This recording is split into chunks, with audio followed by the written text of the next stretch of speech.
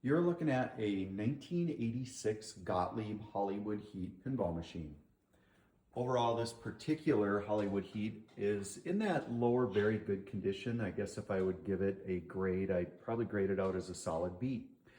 Starting with the cabinet is in that very good condition. It has minimal wear and tear for a 40-year-old routed pinball machine cabinet. It's going to have the usual blemishes here and there, some paint touch-ups. It's going to have a couple of little nicks, dings, those types of things.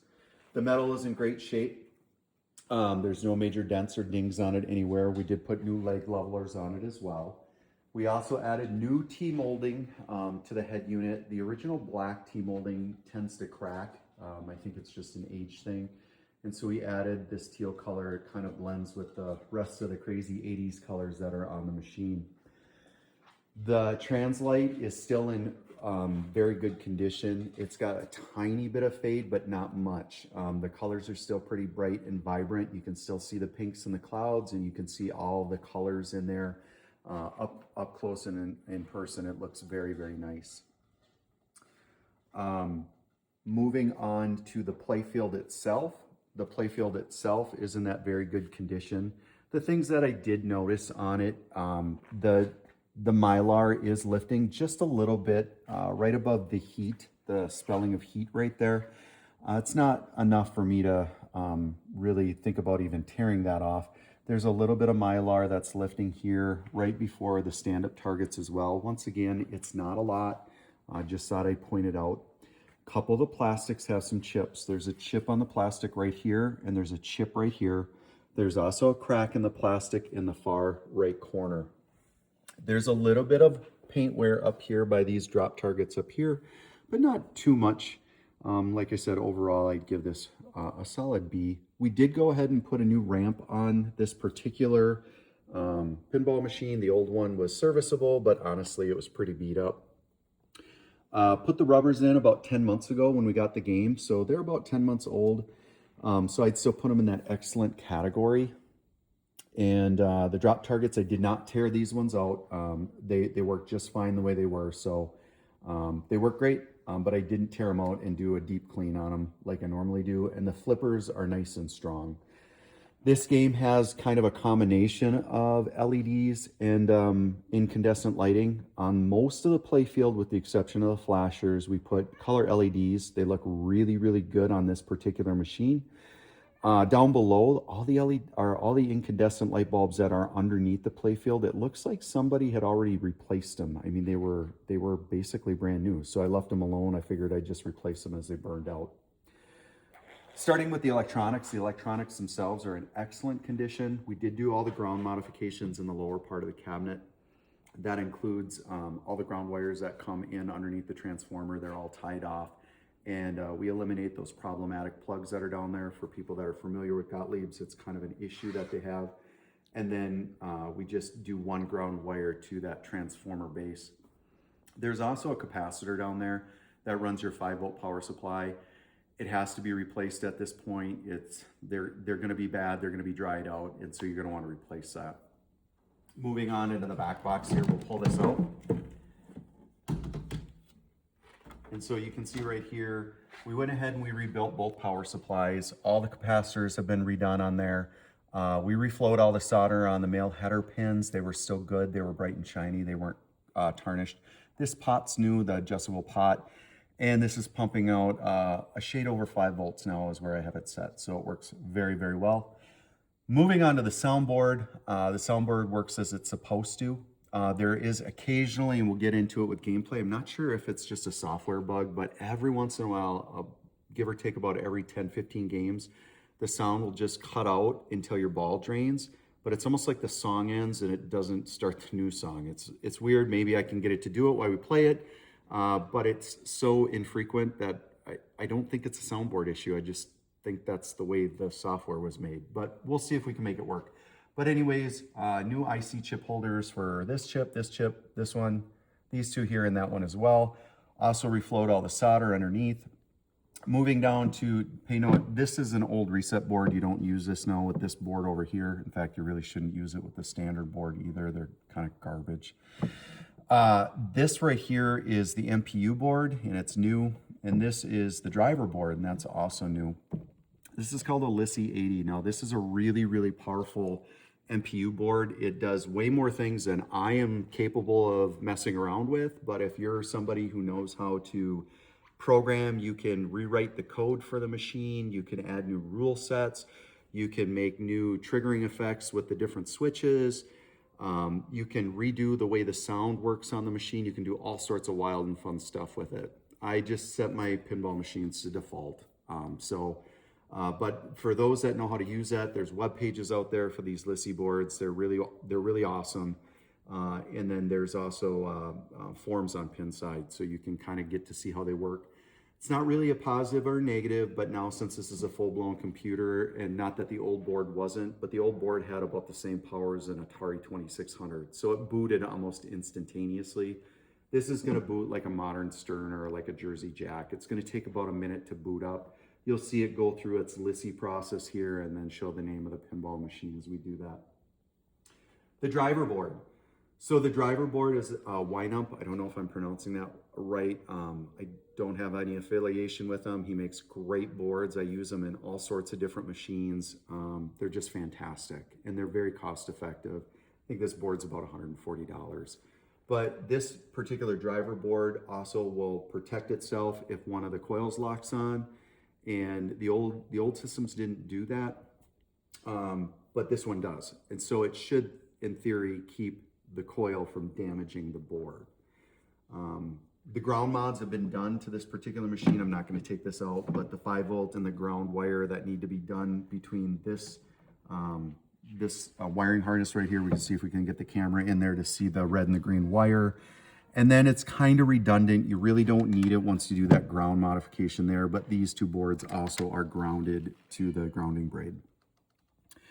One last thing to mention, I forgot to mention it before I forget, is this button does not work. It's not actually hooked up to anything. So to give your kids something to play with while you're playing the pinball machine, this credit, this quarter credit works. I currently have it set to put 1 quarter in, you get 9 credits. Because it's a home use. So you put 2 quarters in, it'll give you, 18 credits, and that's all you really need to do. This one will act as though it accepts a credit, but it won't. And I'm not sure what's wrong with it. I don't know if it's a setting in the board or there's something else that's goofy with it. But since this one always worked, I just use this to put the credits in. And so that's it in a nutshell as far as the things I know about the machine. It's been great for us. We had a lot of fun with it. I did not get cards with it when we got it. And as this is booting up, you kind of see it waiting. As it boots up, I'll kind of tell you the rule set is I know it. Now, this is my disclaimer that I always do. I am a perfectly average pinball player, and I play these as best I can. I'm not saying everything I'm going to say about this is accurate. I'm just going to tell you the rule sets as I kind of know them. I'm sure I'm wrong with some stuff, so somebody on the comments can correct me. But basically what I like to do is this rollover 1, 2, and 3 that's up here. As you roll those over, you'll spell, you can see PIN here and BALL for pinball. And it will award you a letter each time you roll these over. And once you spell pinball, what will happen is your multipliers will go up. And so you can do it over and over and over again. Drop targets, super important in this game. You got 2 banks of drop targets over here. This is an asymmetrical layout, and what that means is it's not a fan layout. Like a traditional pinball machine's got 2 flippers centered, and you shoot like 1, 2, 3, 4, 5, 6 different shot patterns, right? This one, the flippers are offset a little bit, and you have like a full play field up here. You kind of got a little bit of something going on over here, and then you got a play field down here. So it's kind of a neat concept. But what you want to do is hit these drops, and you have to alternate these drops to these drops. And as you do that, this, and I don't have my cheaters on, but I think it's 10,000, 15,000, 30,000, and 50,000, and then you get awarded an extra ball. Now, what's really cool is this is a multi-ball game as well. And, oh, before I get ahead of myself, you have this 1, 2, 3 here flashing, 5, 6, 7, and there's a 4 here and a 4 where the captive ball is.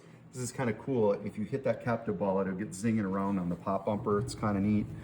But if you light all those up, I believe that also brings your multiplier up, just like spelling pinball does. But anyways, get back to these drops. If you lock a ball in here, lock a ball in here, your third ball, if you can get it up the ramp and through it, will start your multi-ball. When your multi-ball is going, these drop targets actually mimic each other. So your points get multiplied even faster, if that makes sense. So you don't have to alternate now. You just hit one and the other one goes down. It's really a cool feature. It really is kind of a fun, cool game to play. So we already have some credits loaded on it. We're gonna go ahead and play a game or two.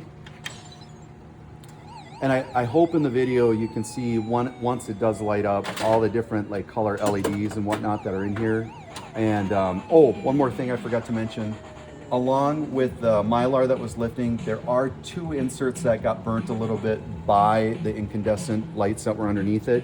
When they actually flash, you can't see it. All right. Oop, that was terrible.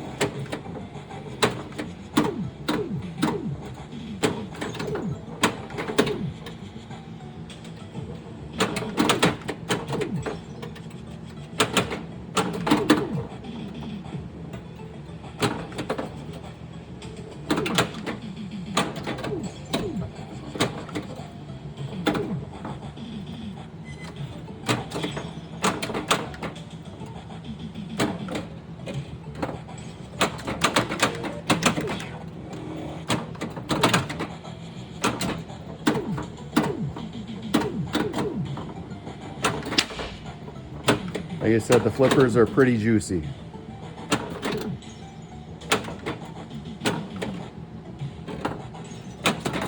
There, we got one locked.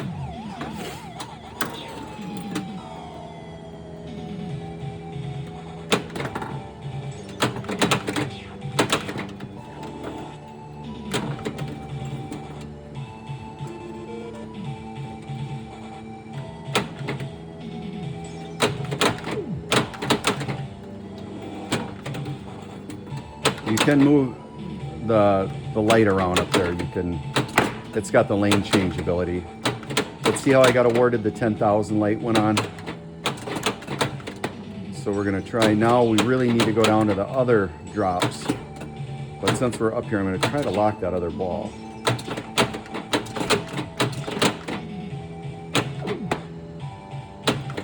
Dang.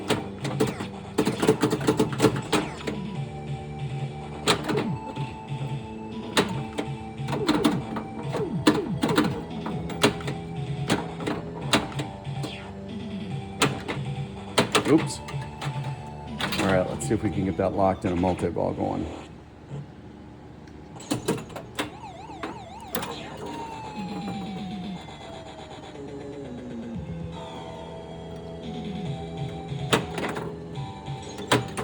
There we go.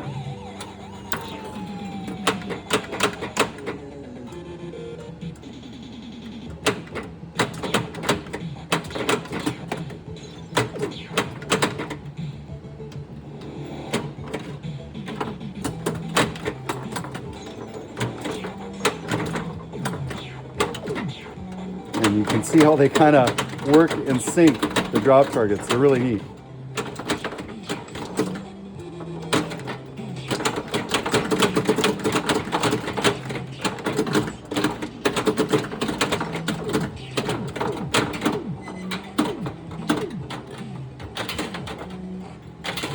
And you can see how that really extended my bonuses up towards that extra ball.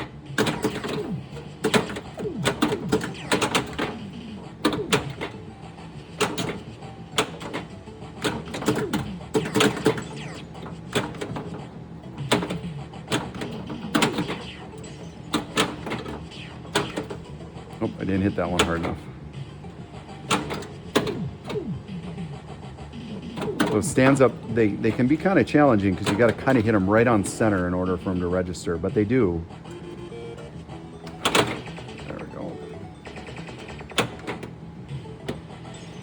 Let's see if we can get that big 50,000 bonus.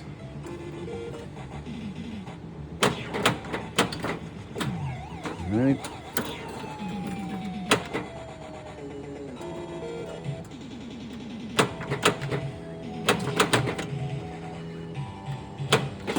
Took me a while to get this confident at it.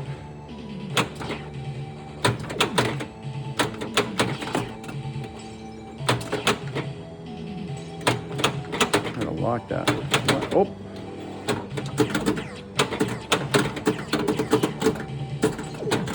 All right, we got the 50 lit. And then you'll see the special got lit there. All sorts of juicy stuff going on. Oh, and I drained. It's usually what I do when all the good stuff's on the play field.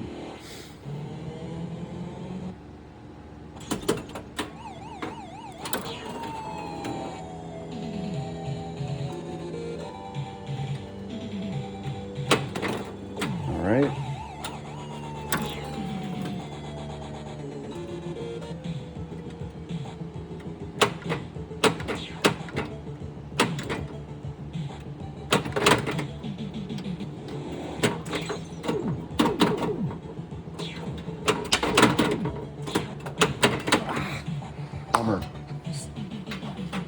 Close to that last multi-ball, which then I think I could have got that extra ball awarded. But we were close. You got to see a lot of things going on the playfield.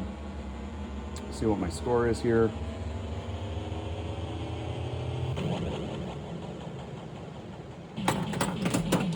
And there you go. That's a 1986 Hollywood Heat, and I really appreciate you watching.